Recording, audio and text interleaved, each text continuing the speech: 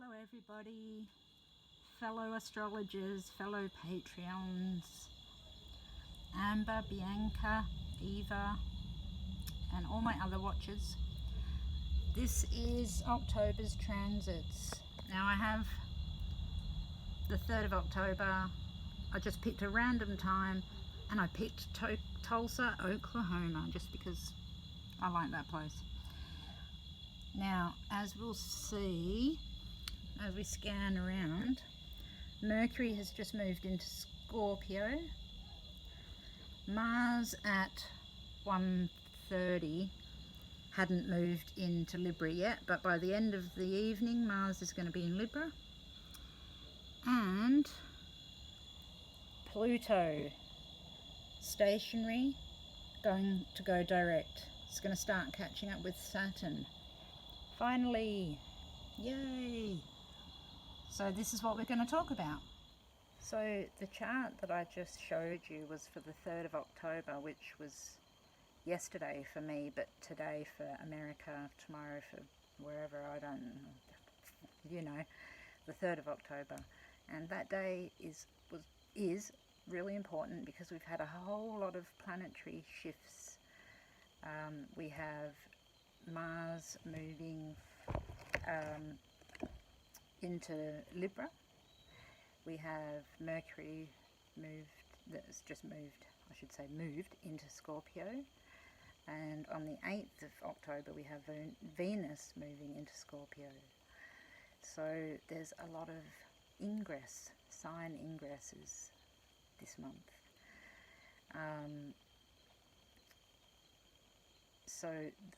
On the 7th of October, Mercury will be at the same position as Uranus and the same degree, but opposing each other.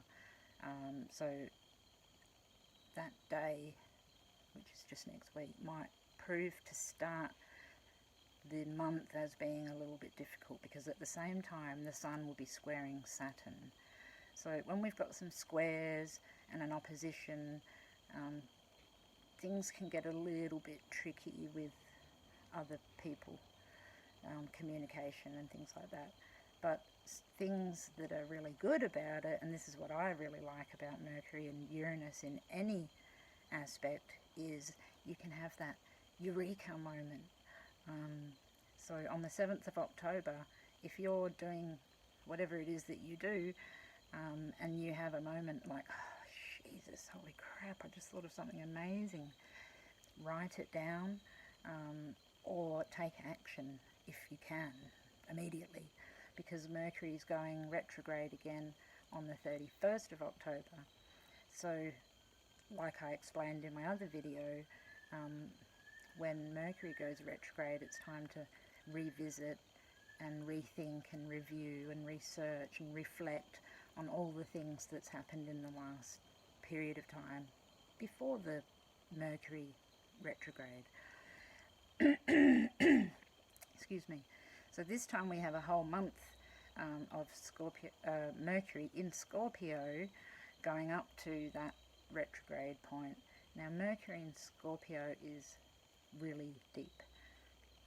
Scorpio is a very fixed, phlegmatic sign, and it's very intense, but with Mercury it really helps our mind delve deep into whatever it is that we're doing at that time. So whatever research you're doing, whatever you're thinking about, whatever you have to put your mind to, it's time to go deeper into that. And if you need to do something and you have to act on something because you have that eureka moment, then do it. Go for it. Because even though we're having the Sun squaring Saturn, to me that is, Saturn pushes us, it forces us to make decisions. Sometimes it's uncomfortable, but it'll force the Sun, which is our self-expression, the way that we are, it'll force us to be the way that we are. So it's not necessarily a bad thing when you see oppositions and squares and things. I like them. They propel us forward to do things. When we see too many trines and sextiles and nice blue lines on the astro.com charts, and it's great. It means, you know, that there's been a lot of stuff that's been worked through, but it can also be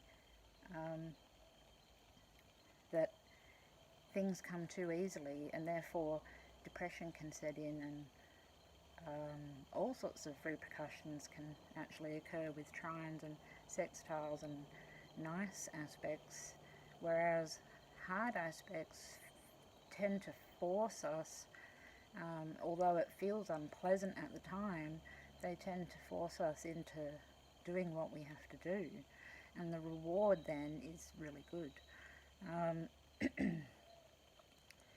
Pluto coinciding with Mercury moving into Scorpio, Pluto going stationary to go direct, going towards that Saturn conjunction with Pluto in 2020. It's heading there now, you know. It's like, get out of my way, move, I'm coming, and they're gonna conjunct. And while Mercury is in Scorpio, Scorpio's that Plutonian energy as well.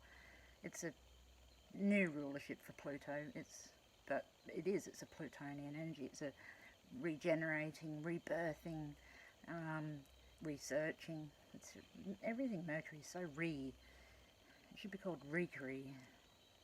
Oh, that was really bad. On the 13th of October, we're going to have a full moon, and it'll be in Aries and Libra opposing each other, and then they're going to be squaring Pluto. So right up from now until the middle of the month, you might be finding people difficult to deal with. People may be pissing you off. They may not even know why they feel like this, but this is the tension. Now, these planets act like rays that come down on all of us externally, but each one of us has an individual natal chart, so the external hits your natal chart differently than every single person that you know. So we all react differently to what's going on, but the transits are happening nonetheless the same around us. So how we react to it is, you know, through our chart. So if you have some planets around 20 degrees of Capricorn, well really 15 to sort of 23 degrees of Capricorn, you're going to be hit by that T-square with the full moon. So at that time on the 13th, you yourself need to look into your own chart and see when that is going to happen. You can see an astrologer or me for timing like that, and you can time it down to the very day and the very minute that it's going to happen. Okay, so I've gotten off track a little bit. So everything's moving into new signs. Things are going to change, and some people aren't going to be able to keep up with it. Some people are stuck a little bit back there because they need different transits to give them a kick up the bum and get them moving. So if you're finding that you've got people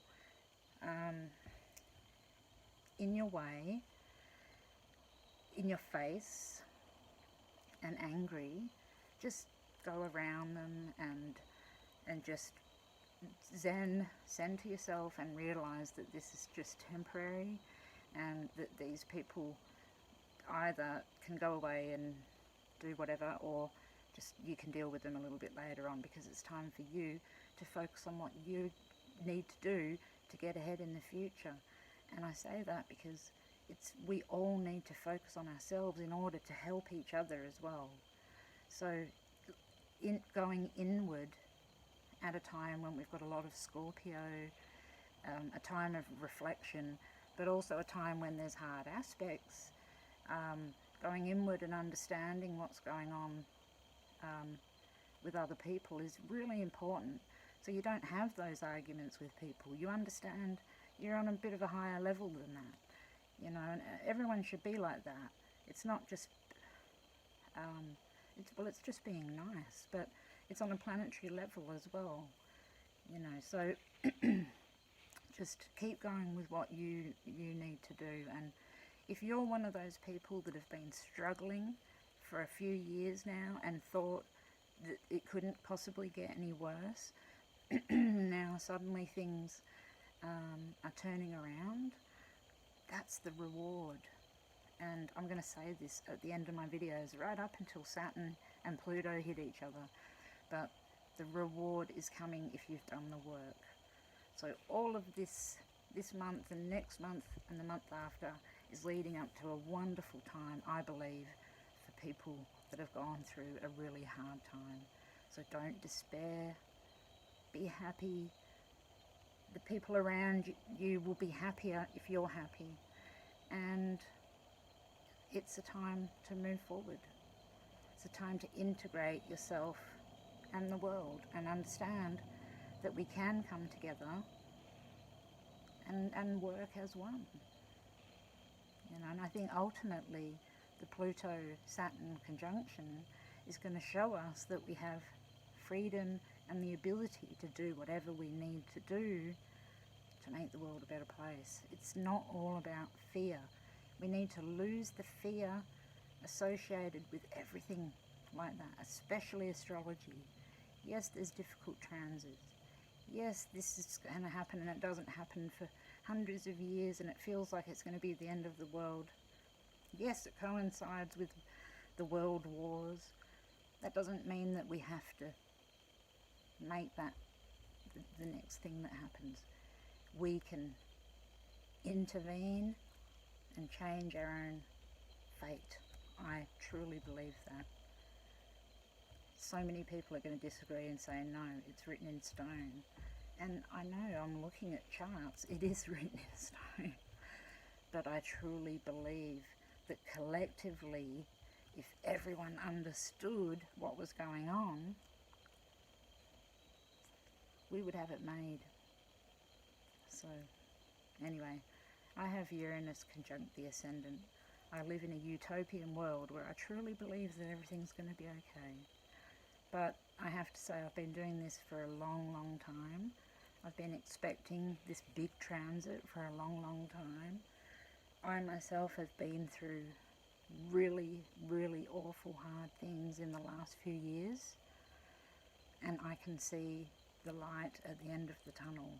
It doesn't look bad. So keep on smiling.